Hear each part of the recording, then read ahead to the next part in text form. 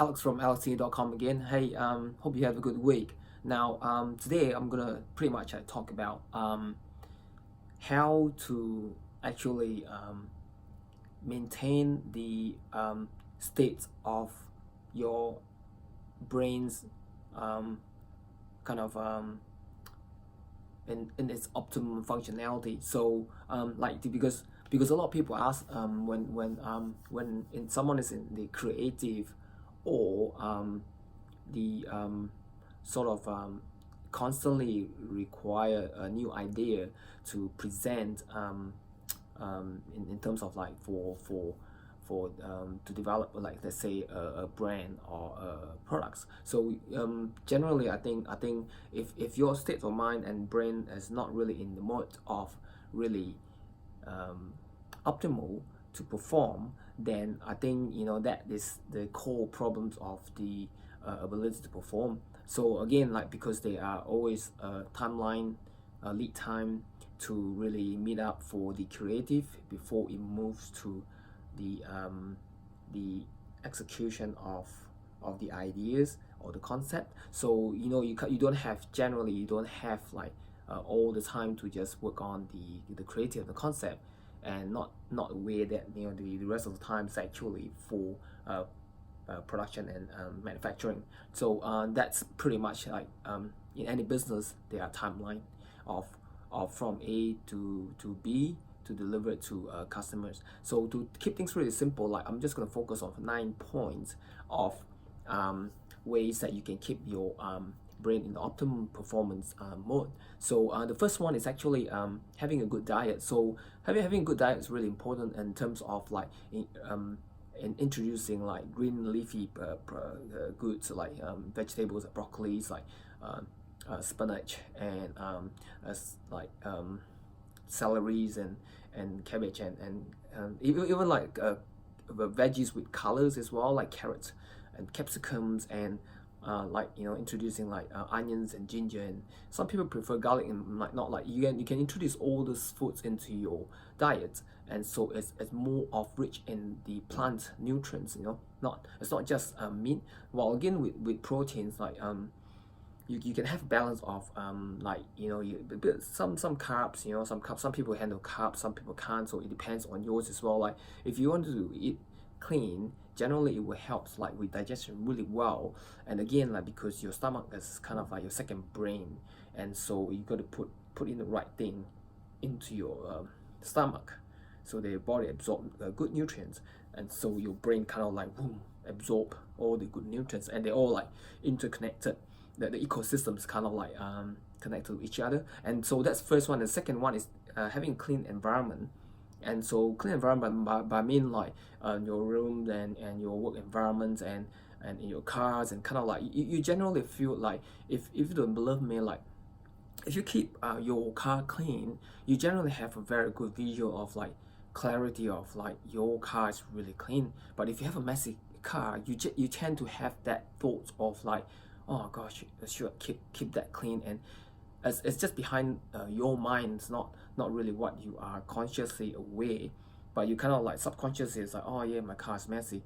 It's one of those like stumbling block. So I think keeping clean environment is really important. That's point number 2. And then when it comes to point number 3, this is a really important one. Like, a good sleep is so important, and because a good sleep would actually allow your brain to reset back for tomorrow. So when you are sleeping, you actually have a process that you go through, that it's kind of like cleaning up your brain and removing all the plaques in your brain, so that it's clear. So your neurons connectivities are all like really clean. Chemically it's all like functioning really well. So sleeping is so important. Like, so it depends on your age range as well, because when you're young, you kind of need like around 8 hours, and as you grow older, your brain kind of like and so your sleeping hours is kind of like dropping down a little bit. So it depends. So generally, like, say 8 hours when you're young, like between 18 to 25, around that age range. It depends on person to person. That it's kind of like really important. Otherwise you get really moody about, oh man, like you just couldn't focus with things, and you get grumpy, and then it kind of affects your whole mood as well. And that's point number 3, getting good sleep. Now number 4 is protect your brain. So these days we have a lot of devices, smartphone, the computers, that all these devices had electromagnetic. So and even like PowerPoint as well, like try to move your bed around from a distance from all these devices. So you know, the magnetic fields is kind of like, I think generally like you kind of stay away from all these all these devices, because like the majority have really high percentage of kids these days, they have their smartphone or electronic smart devices under their pillow. So I think that's not really that good in terms of the long-term brain development. So that's point number 4. Now the point number 5 is to actually read and learn like new things, like or books every day. So even just like a 5 to 10 minutes reading, it actually helps your brain to really refocus some of the key points that you haven't actually seen it. So you know, gradually, like there are 365 days a year,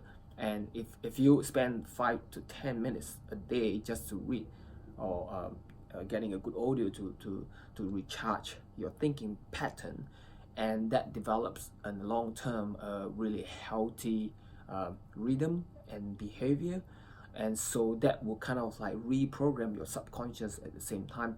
So and that's the next point is stress management. So now again, like everyone has stress. Like there's no such things as you don't have stress, you can avoid stress, and you know, like totally no stress. But I believe like certain amount of stress you will kind of like put you into flight mode, and sort of you know, make you cross that line. But then again, the long term of stress is not really good, because your body is actually producing cortisol, and long term is not really good for your whole well-being of your ecosystem. So now, like, stress management is really important, because when your body had too much cortisol, for example the stress hormone, it will affect your cognitive ability. So now again, stress management is another subject, but that's one of the key point of managing your stress. If you're in a state of stress, you gotta learn how to pull back and manage situations and avoid certain things that you don't have to, you know, encounter face to face.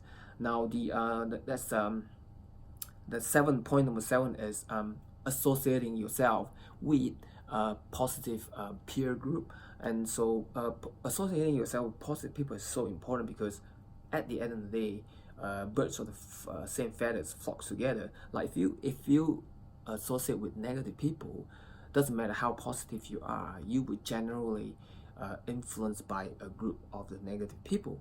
So again, at the end of the day, you gotta make the call to associate with people who are constantly encouraging you doing the positive things. So it's really interesting, because I just spoke to one friend as well. Like we are talking about like being positive. So like I mean, she constantly have people who are negative without them knowing it's negative, kind of influence her. So because she had family, and that negativity that has been subconsciously passed on to her was somehow, without her knowing, carrying it back to the home.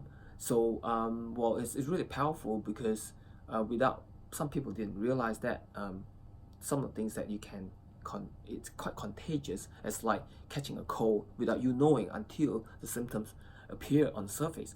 So point number 7 is positive, associating yourself with positive peer group. And so the point number 8 is getting exercise. Exercise by means not like just going to the gym and going hardcore and going pumping really hard on the dumbbells and crowbar. So it can be as simple as exercising, movements, like just walking and doing casual walk and staying active all the time, like moving body, because as you move, you are sending good hormones and signals to the brain, and that really refreshes and getting that neurons connecting with each other and sparking it really well. So as you walk, you breathe, and so the whole body system is kind of like replenished with a good rhythm in itself. So last one, point number 9. This is really important. Like people didn't realize that. So I personally, like, I think that really helps me a lot in terms of like the few years that has developed before and after. So the point number 9, the last one, is brain vitamins and DHA.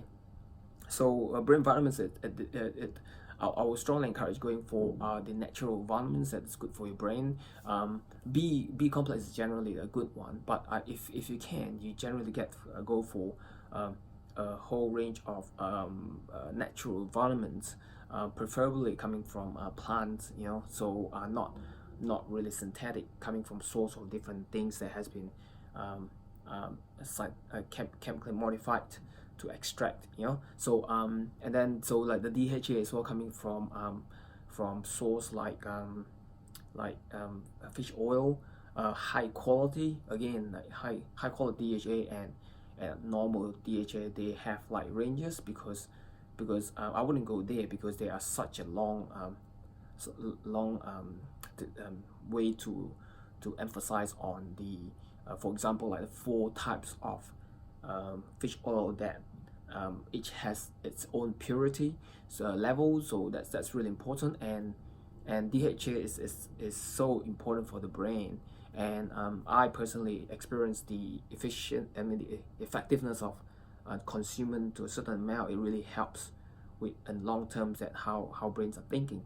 So with what I'm able to present to you right now, I think partially most of it, one of the habits is that I get that consumed in body and keeping my diet clean, and so the thinking is pretty clear. So guys, I hope you this is really helpful to you. If you like this video, please share, and just click like, and if you have any comment, just comment below.